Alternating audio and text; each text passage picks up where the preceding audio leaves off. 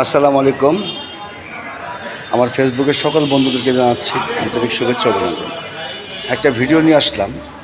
এই যে আমরা যারা রাস্তায় বিভিন্ন সিগন্যালে ফকিরকে ভিক্ষা দিই, আসলে কি জানেন ফকির এই টাকাটা কী করে?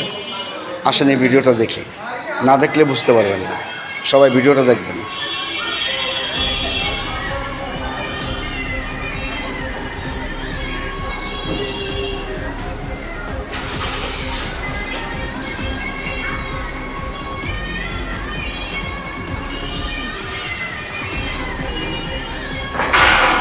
আপনারা চিন্তা করতে পারছেন যে আমরা যাদেরকে ভিক্ষা দেই তাদের পরিবার সচ্ছল হওয়ার জন্য বা চলার জন্য তারা এই ভিক্ষার টাকা নিয়ে এইভাবেই মাদক সেবন করে এবং মাদক শৈলে পুশ করে।